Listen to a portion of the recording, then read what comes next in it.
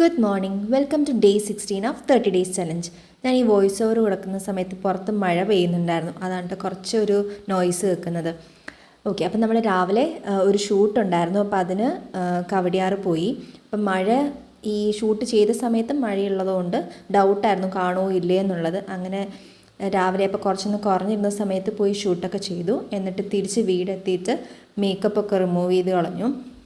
എനിക്ക് എപ്പോഴുള്ളൊരു പ്രശ്നമാണ് ഈ മേക്കപ്പ് റിമൂവ് ചെയ്യാനിങ്ങനെ മടി കാണിക്കും. അപ്പോൾ എന്താ വെച്ചാൽ മുഖത്ത് പിമ്പിൾസും കാര്യങ്ങളൊക്കെ വരും. അതുകൊണ്ട് ഞാനിപ്പോൾ എന്താ ചെയ്യുന്നത് വെച്ചാൽ കഴിഞ്ഞ ഉടനെ വന്ന് മേക്കപ്പൊക്കെ അങ്ങ് റിമൂവ് ചെയ്യും. ഞാൻ രാവിലത്തെ ബ്രേക്ക്ഫാസ്റ്റൊക്കെ കഴിച്ചു. ഉപ്പുമാവായിരുന്നു രാവിലെ. ബ്രേക്ക്ഫാസ്റ്റൊക്കെ കഴിച്ചു കഴിഞ്ഞപ്പോൾ വല്യമ്മയും രോണിച്ചൊക്കെ വന്നിട്ടുണ്ടായിരുന്നു. അങ്ങനെ അവരോട് കുറച്ച് നേരമൊക്കെ സംസാരിച്ചൊക്കെ ഇരുന്നപ്പോഴത്തേക്ക് ഉച്ചയ്ക്ക് ഫുഡ് കഴിക്കാനുള്ള സമയമായി. അപ്പോൾ വല്യമ്മയും അമ്മൂമ്മയൊക്കെ ഫുഡൊക്കെ കഴിച്ച് കഥയൊക്കെ പറഞ്ഞു.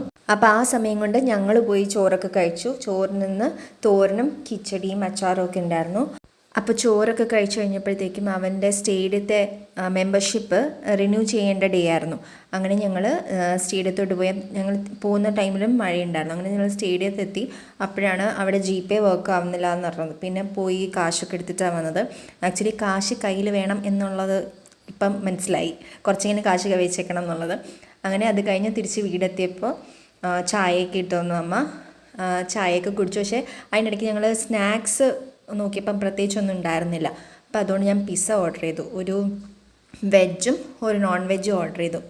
അപ്പം അങ്ങനെ ഞങ്ങൾ അതൊക്കെ കഴിച്ചു. നല്ല ടേസ്റ്റ് ഉണ്ടായിരുന്നു. പിസ്സ ഹട്ടിൽ നിന്നാണെന്നോ ഞാൻ ഓർഡർ ചെയ്തത്? അതെ, പിസ്സ ഹട്ടിൽ നിന്ന് ഓർഡർ ചെയ്തത്. നല്ല മറ്റേ ചീസി ടൈപ്പ് ഓഫ് സാധനമായിരുന്നു. അപ്പോൾ അതൊക്കെ കഴിച്ചു. എല്ലാവർക്കും ഇഷ്ടപ്പെട്ടു ആ സംഭവം. അത് കഴിഞ്ഞപ്പോൾ അച്ഛൻ കൊല്ലത്ത് പോയിരുന്ന ദിവസമായതുകൊണ്ട് അച്ഛൻ വന്നപ്പോഴത്തേക്കും കൊത്തുപൊറോട്ടയൊക്കെ വാങ്ങിച്ചുകൊണ്ടിരുന്നു. അങ്ങനെ ഇന്നത്തെ ഡേ കൊത്തുപൊറോട്ടയൊക്കെ കഴിച്ച് കംപ്ലീറ്റ് ആക്കി. അപ്പോൾ ചാച്ചാ ബൈ, ഗുഡ് നൈറ്റ്.